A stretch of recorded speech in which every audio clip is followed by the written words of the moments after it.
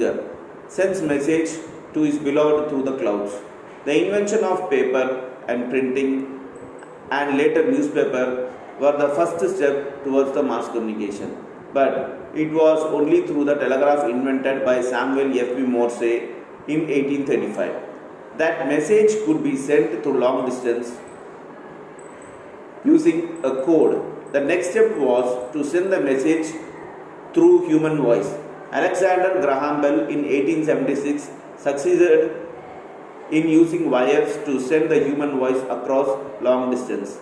However, it was the invention of radio by Marconi in 1901 which made sending a human voice over long distance possible. In 1947, the invention of transistor made radio the most popular medium of sending voice message. Today, television, which can send voice as always as picture, is found almost everywhere. This was invented by Bayard in 1920. சரி, இந்த mass communication எங்கேருந்து ஆரம்பிச்சது அப்படின்னா 20th செஞ்சுரியில். அப்போல்லாம் பார்த்தீங்கன்னா பழைய காலத்தில் ஒரு மெசேஜ் அனுப்புனாக்கா ஒன்று குதிரையில் ஒருத்தர் வந்து அந்த மெசேஜ் எடுத்துகிட்டு போய் இன்னொரு ராஜா கிட்ட கொடுக்கறதுக்கு லாங் டிஸ்டன்ஸ் ட்ராவல் பண்ணுவார். அப்படின்னா பிஜிஎன், இந்த புறா எல்லாத்தையும் வச்சு பேர்ட்ஸை வச்சு ட்ரெயின் பண்ணி அந்த மெசேஜ் எல்லாமே கொடுத்துட்டு இருந்தாங்க. அப்புறம் பழைய காலத்தில் நீங்கள் படிச்சிருக்கலாம், காளிதாசாங்கிற ஒரு சிங்கர் போயட் இருந்தார், சான்ஸ்கிரிட் போயட் இருந்தார். அவர் வந்து மேகதூத் அப்படின்னா அவரோட செலஸ்டியல் சிங்கர்.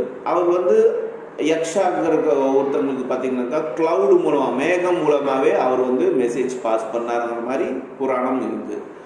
அதுக்கப்புறம் பார்த்தீங்கன்னாக்கா பேப்பரோட இன்வென்ஷனும் பிரிண்டிங்கோட இன்வென்ஷனும் நடந்துச்சு. இது வந்து நியூஸ் பேப்பருக்கு ஒரு பெரிய சப்போர்ட்டாக இருந்துச்சு. அது மூலமாக மெசேஜஸ் எல்லாம் பரப்ப ஆரம்பித்தாங்க.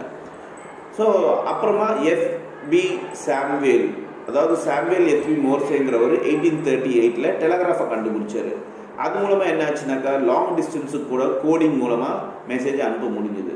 அதுக்கப்புறம் நெக்ஸ்ட் ஸ்டெப் ஒரு இன்வென்டர் வந்து ஒரு விஷயத்தை கண்டுபிடிச்சார். அவர் யாருனாக்கா அலெக்சாண்டர் கிரஹாம் பெல். 1876 அவர் வந்து ஃபோனை கண்டுபிடிச்சார். அதாவது வயர் மூலமாக மனுஷனோட வாய்ஸை வந்து லாங் டிஸ்டன்ஸ்க்கு ட்ரான்ஸ்ஃபர் பண்ண முடியும், பேச முடியும் அப்படிங்கிற விஷயத்தை அவர் கண்டுபிடிச்சார். அப்புறமா பார்த்தீங்கன்னாக்கா நெக்ஸ்ட் லெவலுக்கு 1901 மேக்ரோனிங்கிறவர் ரேடியோவை கண்டுபிடிச்சார். இது ஹியூமன் வாய்ஸ் பார்த்தீங்கன்னாக்கா லாங் டிஸ்டன்ஸ்க்கு வந்து ட்ராவல் பண்ணுறதுக்கு ஒரு வழிவகுத்துச்சு. அப்புறம் 1947 டிரான்சிஸ்டர்னு ஒன்று கண்டுபிடிச்சாங்க. இது பெரிய லெவலில் பாப்புலர் ஆகிடுச்சு ஆல் ஓவர் வேர்ல்டில். இது வாய்ஸ் மெசேஜ் சென்ட் பண்ணுறதுக்கு ரொம்ப ஈஸியாக இருந்துச்சு. இன்றைக்கி நம்ம டிவி இருக்குது,